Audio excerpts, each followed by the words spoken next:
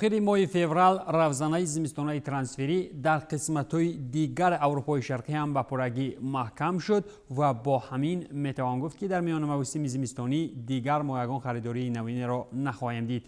ولی بر زمین داریم از ترانسفرها گفته‌هایی را که شما باید از آنها درک بیابید. با عرض سلام به کل شما دوستان عزیز، برنامه نوبتی ترانسفر در عمل را آغاز می‌کنیم. پرمیر لیگ روسیه از زمره آن چمپیونات‌های بود که روزانه زمستان‌های ترانسفری آنجا روزهای اخیر ماه فوریه محکم شد و تیم‌های روسی نیز تغییرات‌های چشمرس به میان آوردند. همزمان رستوف در خصوص دسته را ترک نمودن یریومنکو 33 ساله از روی رازیگی طرفین اعلان نموده این نفر به فنلاندیا برگشت. پس از واخوری ما با رومان یریومنکو قرار قبول شد که در اساس آن ما خواهشش را رد نکرده از روی رازیگی طرفین و سبب‌های عائلوی شرطنامه را قطع نمودیم.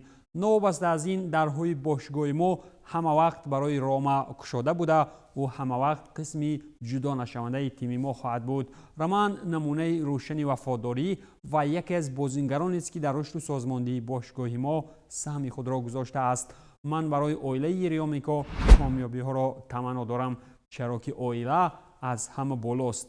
قید نموده است پرزیدنت رستوف ارتشس اروتونیانس. خلاص که به مثال روزانه تابستانی ترانسفری دسته رستوف در زمستان نیز بازیگری مهم از دست داد و برای اشغال مقام‌های افتخاری در پرمیر لیگ روسیه برایش مشکل تر خواهد شد. در سطح رستوف باشد این بازیگر منتخب فنلاندیا از سال 2019 این جانب برآمد نموده. پیش از این در صف تیم‌های دینامو کیف، روبین و سسکا هنرآزمایی کرده بود. موضوع دومی برنامه امروز باشگاه اسپارتاک مسکو و بازگشت بهترین حمله‌ور این تیم زمان قهرمانی مسکوگی است. در خصوص گزارش نیم حمایتگر نیدرلندی کوینسی پرامس و اسپارتاک سخن کردن علاقه افغانی نیست، ولی هستند در این مورد سخن‌هایی که باید آنها را به زبان آورد. اسپارتاک به آیاکس 8.5 میلیون یورو پرداخت نمود و با وجود علاوه پول‌ها چنین مبلغ میتواند تا 11 میلیون زیاد کرده شود. در سال 2018 باشد وقتی رفتنش از اسپارتاک به سویلیا پرامس 20-21 میلیون یورو نرخ‌گذاری میشد، ولی تیم اندلوسی در این باره رسما چیزی چاپ نکرده بود. پس از بازگشتی دوباره به اسپارتاک پرامس معاش 3.5 میلیون یورو جمع علاوه پول‌ها سالانه گرفته شرطنامه نوین باشد 3.5 سال را تشکیل می‌دهد.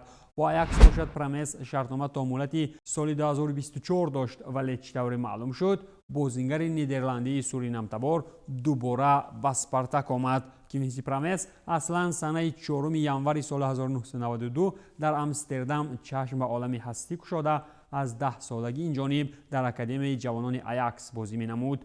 سال 2008 دسته را ترک نموده در تیم‌های هارلم، گو اخد ایگلز و افکا توینتی بازی نموده است. سال 2014 باشد باری نخست به صف اسپارتاک شامل شد. در روسیه کوینسی پرامس عنوان قهرمانی پرمیر لیگ فوتبالی روسیه و سوپر جام روسیه را مال خود نموده بهترین نشانزنی موسم گردید. از موسم سالهای 2018-2019 باشد پرامس در صف سویلیا برآمد نموده تابستان سال 2019 به آیاکس گزارش نموده بود. در تیم آیاکس سنه 27 ایول سال 2019 وقتی بازی آیاکس PSV 2-0 باری نخست به میدان آمد. با آیاکس پرامس دارنده سوپر جام نیدرلندها 2019 و سپری یوهان کرویف گردید. در صفحه منتخب نیدرلندها باشد کوینسی آنتون پرامس 47 بازی دایر نموده 7 گل هم زده است. در صفحه آیاکس باشد پرامس در موسم جاری 19 بازی دایر نموده و 7 گل هم زده است. ولی مهمتر از همه مگر که بازگشت دوباره به اسپارتاک این یک قدم به پیش و 2 قدم به کف است. این را البته وقت معلوم خواهد کرد. سابق حمله‌ور ارسنال ساناگو باشد به هادرسفیلد گزارش کرد و با همین یایا ساناگو ادامه مسند ورزشی در انگلیس می‌کند. این حمله‌ور 28 ساله با همین شرطنامه تا آخر موسم با هادرسفیلد امضا نموده در چمپیونشیپ برآمد خواهد کرد. باشگاه اخیری ساناگو باشد تولوز بود که در صف این تیم بازیگر از سال 2017 تا سال 2020 برآمد می‌کرد. هادرسفیلد باشد در موسم جاری در 32 بازی 36 گل گرفته عین حال در موقع 19 جدول قرار دارد. اگر به سالیان بهترین مسند ورزشی یایا سانگا نظر کنیم، در صف آرسنال لندن این فوتبال بازی فرانسوی از سال 2013 تا سال 2017 برآمد نموده، همچنین در تیم‌های کریستال پالاس، چارلتون اتلتیک و آیاکس نیز میدانداری کرده است. موضوع بعدی ما این سخن سر وضع مالیوی باشگاه شاهانه در زمان کرونا ویروس می باشد که در دوام موسم 19-20 و 20-21 با بودجه تیم شاهانه و نقشه های ترانسفری آن تاثیرات چشم رسی کرده است.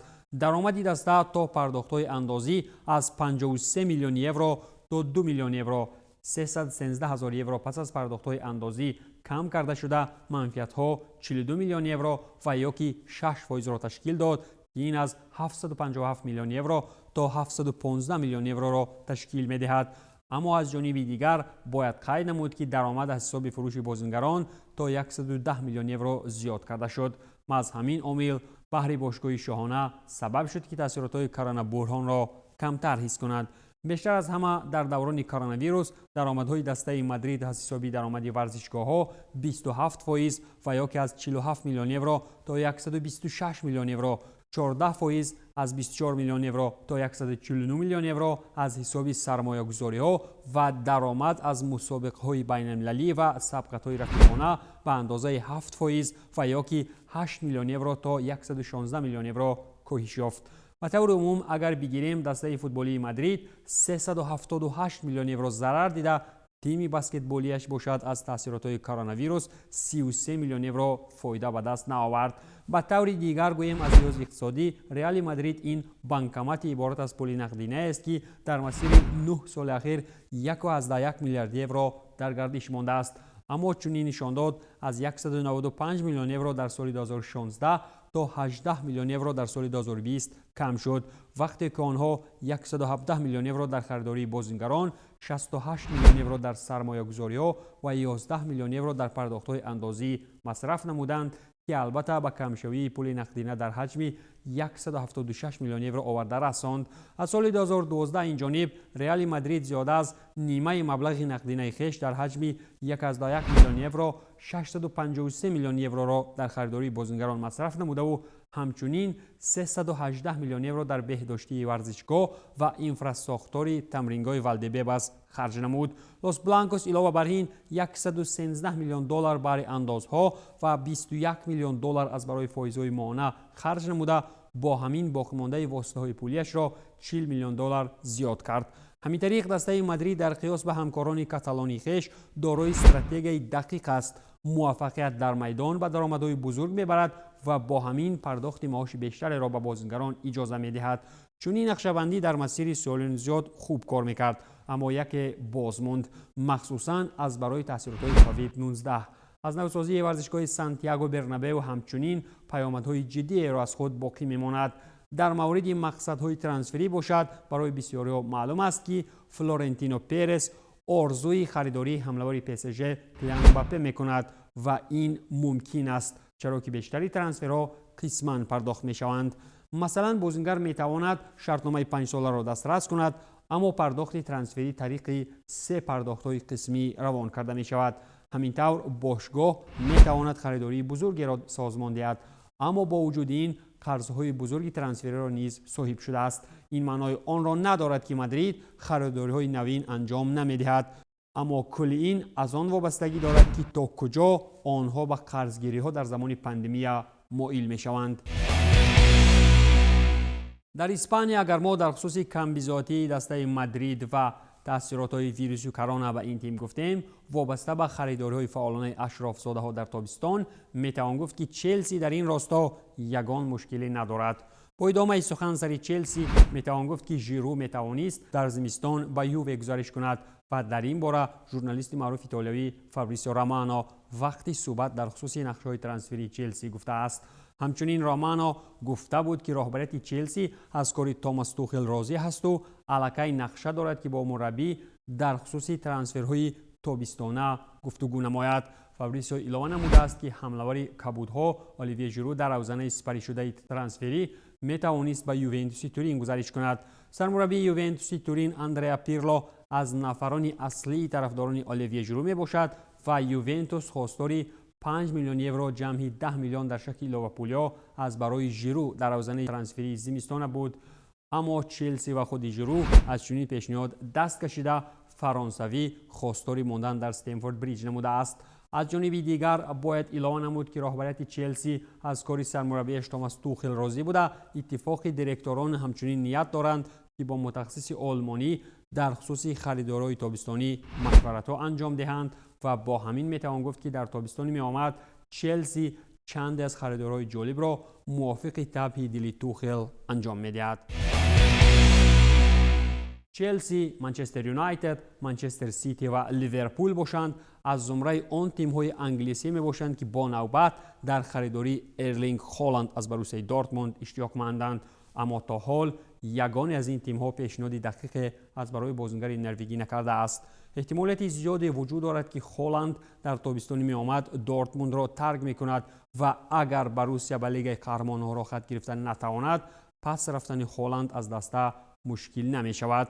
منچستر سیتی در نوبت خود کوشش های خریداری حمله‌ور پی اس ژی کیلیان امباپه را در همین تابستان نمی کند و طبق گفته‌های د اتلتیک شهری ها بیشتر به واریانت دعوتکنی حمله‌ور بروسیا دورتموند ارلینگ هالند مایلند و همچنین باشگاه منچستری در مهارت حمله‌ور اینتر راملو لوکاکو اشتیاقمند است. سبب اساسی اشتیاق کمتر سیتی نسبت به امباپه طلبات‌های کلان پولی بازیگر فرانسوی در معاش است. باشگاه نمیخواهد سترکتور معاشی را ویران کند و همچنین با دعوت بازیگری گرانمزد محیط دستاوی را ویران کردنی نیست. امباپه میخواهد که به اندازه حمله‌ور دیگری پی اس ژی نیمار پول کار کند و در چنین رفتار رفتن امباپه به تیم دیگر در تابستان سال 2022 امکان دارد، زمانی که مهلت شرطنامه‌اش با پی اس ژی انجام می‌یابد.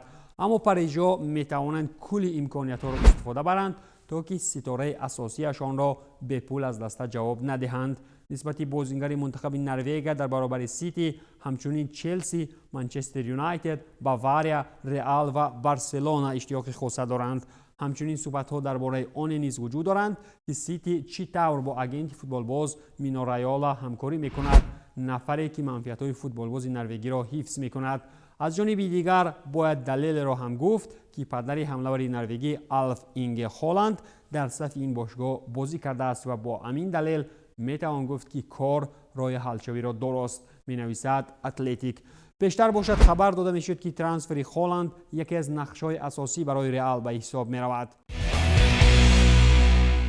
با ادامه سخن سر هالند میتوان گفت که دو حمله‌ور چلسی باید که در خصوص آینده خود اندیشه کنند، چرا که هالند مقصد اولیه تیم ابراموویچ برای خریداری تابستانی است. در تابستانی می آمد دو حمله‌ور چلسی در شخصیت اولیویه ژیرو و تمی ابراهام باید که در مورد آینده بینی خویش قرار نهایی برآورند و کل این کار از برای آن است که کبودها نسبت حمله‌ور مرکزی بروسیا دورتموند ارلینگ هالند توجهی جدی دارد. شرطنامه اولیویه در چلسی پس از 5 ماه به اتمام رسیده، فرانسوی الکی پاسخ داده است که در تمدیدکنی شرطنامه شتاب نمی کند و اظهار نموده است که در تابستان به قرار نهایی می رسد. مقصد اصلی ژیرو هم دریافت دعوت به منتخب فرانسه در یورو 2021 بوده. این بازیگر می‌خواهد به چمپیونات قهرمانی با وجود تجربه کافی بازیکنی و حالت خوبی ورزشی رهسپار شود. اگر کبودو هالند را خریداری نمایند، ژیرو باید که استنفورد بریج را ترک کند. نسبت چنین بازیگران باشد توجه وجود داشته. در روزنامه زمستانه ترانسفری چطور گفتیم بازیگری فرانسوی را از گزارش به یوونتوس یک قدمی دیگر مانده بود. و مثال ژیرو دستپرور 23 ساله اکادمی چلسی تمی ابراهام نیز از آمدن ارلینگ هالند و باشگاهش خرسند نخواهد شد. تمی یگانه دستپرور چلسی می باشد و صف هیئت اساسی راه یافته و تا حال شرطنامه پوره در دست ندارد. در موسم قبلی گفت و شنیدها در مورد تمدیدکنی شرطنامه با ابراهام به میان آمده بود، ولی کبودها تنها شرطنامه را به یک سال دیگر با شرط‌های زیاد نمودن حجم معاش تمدید نمودند. شرطنامه ابراهام باشد تابستان سال 2023 به اتمام رسیده، عین حال او در مورد تمدیدکنی شرطنامه فکر هم نمی کند. چلسی باشد کوشش‌های زیادی به خرج می‌دهد تا که ارلینگ هالند را همین تابستان به دست آورد، چرا که در تابستان سال 2022 نرخنامه بازیگر نروژی 67 میلیون پوند می شود. خود هالند می‌خواهد به تیمی گذرد که بهر جایزه‌ها مبارزه برده پیوسته در لیگ قهرمان‌ها برآمد می‌کند. چند پیش باشد اگنتی بازیگر نروژی رایولا ابراز نمود که دسته وجود ندارد که هالند را در صف خویش دیدن نمیخواهد و با باوری کامل میتوان گفت که رایولا در سخنهایش عموما اشتباه نکرده است. لازم به یادآوری است که در چلسی همچنین حمله‌آوری دیگری را در سیمای آرماندو براوا دیدن میخواهند، نفری که میتواند آفرینده موفقیت پس از چندین مدت در استنفورد بریج بگردد. این فوتبالباز دستپرور چلسی بوده، عین حال در اجاره در صف ویتس هنرآزمایی میکند. در فضای فوتبالی نیمجزیره اپنین میلان باید که استثناکاری نوی در محدودیت‌های معاش جاری کند و این از برای تمدید کردن شرطنامه خاکان چالخانوغلو است. باشگاه آوازه‌دار میلانی بهر بازیگر ترک‌تبار شرطنامه 4 ساله به مولتی 4 میلیون یورو هر موسم 1.5 میلیون بیشتر از شرطنامه جاری پیشنهاد کردن است، در حالی که اگنتش 5 میلیون جمع علاوه پولی میپرسد، هرچند که فرقیت میان مبلغ پیشنهاد شده و حجم مبلغ خواستار شده کلان هم باشد، هر دوی جانب‌ها خواستار امضاکنی شرطنامه نوند. شرطنامه قابل قبول باید که با مبلغ 4.5 میلیون یورو بهر هر موسم بسته شده.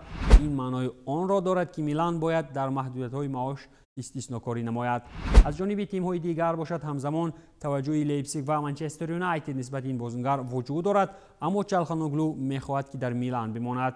رهبریت جانب رسانه‌ای در فکر آن است که موضوع تمدیدکنی شرطنامه با خاکان را در همین ماه محکم کند، اما گفت و شنیدها با صورت سست ادامه یافته. حالت غیر قناعت بخشی بازیگر ترکی باشد صد رای تمدیدکنی با صورت مهلت شرطنامه فعلی می باشد. در فرصت‌های اخیر برنامه امروز علاوه کردنیم که نشر اسپانی آیس از گزارش احتمالی مسی به PSG نوشته، تو سپورت سرخو اگویرو را از سیتی به بارسلونا و ادینسون کاوانی را از یونایتد به بوکا جونیورز میبرد، در حالی که گول تیم نوبتی دیگو کوستا را بنفیکا گفته کریستیان پولیشیچ به قول دیلی میل بنابر سبب کمبود وقت بازیکنی در میدان به لیورپول گذر کردن است. این بود کلی مطلب‌های فراگیر برنامه امروز. بهر دسترسی موضوع بیشتری فراگیر از ترانسفرها ما را پیگیر باشید. خیر تا بازدید.